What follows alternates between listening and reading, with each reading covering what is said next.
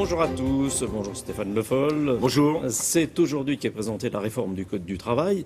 Est-ce que ce code, trop épais, trop compliqué, c'est vraiment la cause de tous nos maux? Est-ce qu'on n'exagère pas un petit peu? Ah, c'est pas la cause de tous les maux. Il y avait d'autres problèmes qui étaient posés à l'économie française, en particulier ces questions de compétitivité. Et le pacte de responsabilité a redressé une économie et des entreprises qui avaient perdu depuis 10 ans des parts de marché à la fois à l'échelle européenne et à l'échelle mondiale. On retrouve avec le pacte de compétitivité et de responsabilité un certain nombre de marges qui permettent aux entreprises d'investir et de créer de l'emploi.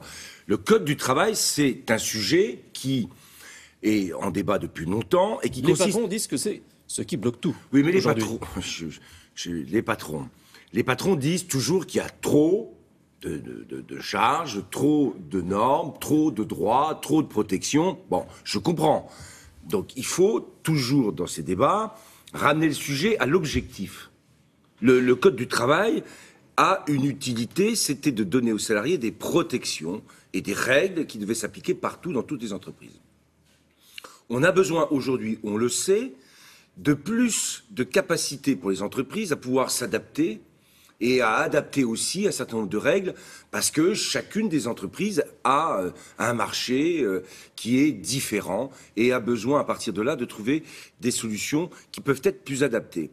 Qu'est-ce qu'on doit faire? Dans ce qu'on sait du projet, il n'y a rien sur le contrat de travail. Comment vous dites ça, M. Sicard? Il n'y a pas rien. Non, j'ai dit, dans ce qu'on sait du projet, il n'y a rien sur le contrat de travail et rien sur les 35 heures. Oui. Est-ce que là, oui, il ne fallait pas agir? Alors l'idée qui consisterait à dire qu'on allait bouleverser et le salaire minimum, et les 35 heures, et le contrat de travail, le contrat à durée indéterminée, c'était quand même une idée qui consistait à dire on donne peu, on laisse une négociation s'ouvrir et tout est possible. Non, tout n'est pas possible.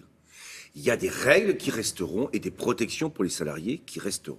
En même temps, et c'est ça l'enjeu de la discussion et des propositions qui seront faites, on essaye aussi de trouver, par la négociation et le dialogue social dans les entreprises, dans les branches, à tous les niveaux, le moyen de donner ces souplesses aux entreprises dans une négociation qui respecte en fait quoi? L'intérêt de l'entreprise et l'intérêt des salariés, sachant que l'intérêt d'une entreprise qui se développe et qui crée de l'emploi, c'est aussi l'intérêt des salariés, et que les salariés ont besoin d'être protégés, d'avoir des droits, et en même temps, ils ont surtout une intention et une volonté, c'est d'avoir un emploi et de le garder. Donc tout ça doit trouver sa convergence d'intérêts. Et cette discussion, ou les propositions que fera Myriam El Khomri cet après-midi avec le Premier ministre, vont aller dans ce sens-là. De la sécurité, des droits préservés, mais aussi de la souplesse pour les entreprises. Elles en ont besoin. Et il y a d'autres réformes sur le tapis, notamment la taxe foncière pour les retraités qui ne la payaient pas, la réforme de l'allocation adulte handicapé, l'aide au logement, la réforme des donations aux communes. Tout ça est abandonné. Est-ce que ça veut dire que jusqu'aux élections, il ne se passera plus rien? Non, ça veut dire que, d'abord, dans le débat budgétaire, qui s'est très bien passé, l'an dernier, si je me souviens, je suis peut-être pas venu à la même époque, mais quand il y avait le débat budgétaire, c'était de savoir si on allait avoir une majorité pour voter notre budget. Je vous rappelle simplement les questions que vous me posiez. Là, cette année, il y a, sur un certain nombre de sujets, nécessité de prendre le temps. C'est le cas de la réforme de la DGF, enfin des dotations qui sont données aux collectivités, parce qu'on le sait, on est dans une réforme lourde avec ce qui a été fait. Mais il n'y a pas un rétropédalage du gouvernement sur l'ensemble? Je prends la DGF, je vais aller jusqu'au bout.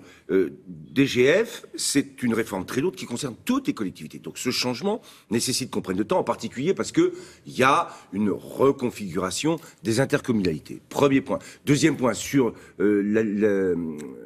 le handicap et les sujets qui étaient posés sur l'allocation, l'AH, là, le sujet était que une simplification du versement de cette allocation avait des conséquences pour un certain nombre de personnes qui l'a touchée en termes de revenus et pouvait avoir des conséquences en termes d'accès à cette allocation. Donc il faut recaler et revoir notre dispositif. Et puis sur la question des retraités et de la fiscalité liée à l'abandon de la demi-part par la droite en 2008 et ses conséquences sur les impôts locaux, là, il fallait aussi, après que les conséquences se soient enchaînées les unes derrière les autres, avec des résultats que l'on sait, c'est faire en sorte que les retraités ne payent pas cette taxe d'habitation. Il n'y a pas un petit peu d'amateurisme, comme ça se dit à droite? Il n'y a pas d'amateurisme du tout. Je vous le dis, l'an dernier, la seule question qui était posée, c'était est-ce que vous avez une majorité? Cette année, la question qui est posée, c'est est-ce que vous êtes... il y a de l'amateurisme. Non, on ajuste, on écoute et on avance. Voilà comment le principe et la méthode. Autre sujet, l'aéroport de Notre-Dame-des-Landes, en Loire-Atlantique. Il faut le faire, il ne faut pas le faire? C'est un sujet qui, depuis le début de ma carrière politique, alors elle n'est pas si longue que ça, hein, mais même elle a commencé quand même quand j'étais assez jeune, puisque j'ai été élu dans un petit village à 23 ans, dont j'entends parler. Et ça fait très longtemps.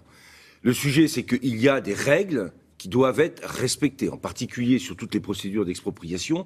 Il y a un certain nombre de règles qui ont été appliquées, qui doivent être respectées, et on n'exproprie pas simplement pour le plaisir d'exproprier. Il y a une justification. La justification, c'était un engagement sur un aéroport. Donc on respecte toutes les procédures. Et ce qui a été décidé par le Premier ministre, c'est simplement le respect de l'ensemble des procédures, en particulier vis-à-vis de ceux qui ont été expropriés. Ensuite, ce débat, il devra être posé sur l'intérêt aussi général qui est posé dans cette région des Pays de Loire, avec une grande ville comme Nantes, qui voit des avions passer au-dessus de la tête des habitants et qui voit son aéroport aujourd'hui être de plus en plus utilisé. Donc comment on fait pour avoir sur cette question un débat qui soit apaisé? Je comprends que certains s'y opposent pour des raisons qui ont pu être justifiées et qu'on fait qu'on a corrigé ce projet. Mais je comprends aussi que d'autres se disent, mais attendez, sur un enjeu pareil, on doit trouver ce qui va pour l'environnement, ce qui respecte les règles et ce qui fait aussi qu'on porte un peu un intérêt général et un intérêt de développement. Ce matin, vous présentez un plan qui s'appelle Écophyto, ça veut dire moins de pesticides dans les cultures. Pas facile à faire passer pour les agriculteurs. Non, c'est pas facile à faire passer et je voudrais ce matin leur dire aux agriculteurs que ce plan, il n'est pas du tout fait contre les agriculteurs. Au contraire, ce plan pour diminuer l'utilisation des pesticides, il est fait pour les agriculteurs. On parle beaucoup de la compétitivité. On parle des charges à juste raison. On a aussi des charges opérationnelles. Quand vous achetez des phytos, c'est un coût pour les agriculteurs. Le fait de réduire à la condition qu'on ait des alternatives, ça sera à la fois bon pour l'environnement et économiquement bon pour les agriculteurs. C'est ça que je vais expliquer et c'est ça que je veux expliquer. Parce que c'est les deux qui font le sens de ce plan Écophyto version 2, puisqu'il y avait un plan Écophyto version 1 qui a donné des résultats, pas en termes global, mais sur un certain nombre d'expérimentations qui ont été conduites. Donc j'utilise les résultats des expérimentations et je développe un plan deuxième version pour aboutir à faire baisser d'ici 2025 de 50% l'utilisation des phytosanitaires. Merci. Merci.